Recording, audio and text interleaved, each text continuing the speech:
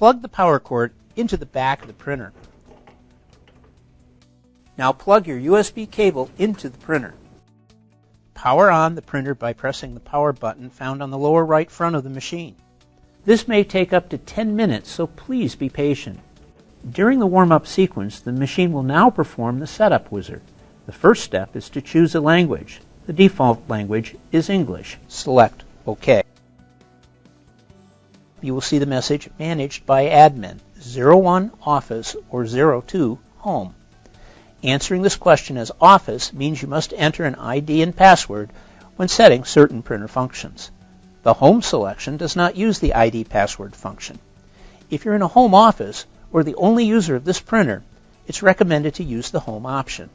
Press the down arrow and select the Home function. Select OK. Now we'll see a message, Welcome. Set up your machine now. Are you sure? Press the button directly under the Yes prompt to perform the machine installation setup. The first page of setup is displayed. Set the time zone, date, and time. Select Change.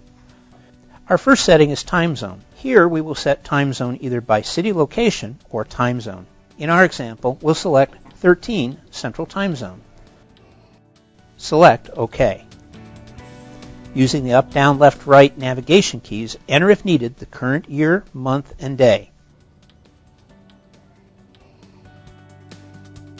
Press Next. Using the navigation keys, enter hours, minutes, and seconds if required. Press Next. Since we will be using a physical USB cable and not attaching to a network, press the Skip button to continue. You will now see Completing Setup, README, and Finish. Press Finish to complete the initial setup. Select OK when the machine states Genuine Kyocera Toner installed. For now, just add letter paper to the cassette so you can continue the machine setup. You can watch the M2635 Adding Paper video on how to add specific paper types. You will now want to install drivers for your computer. To learn how to install drivers, look for these videos. Pick KX Driver for Windows or Mac Driver for Apple computers.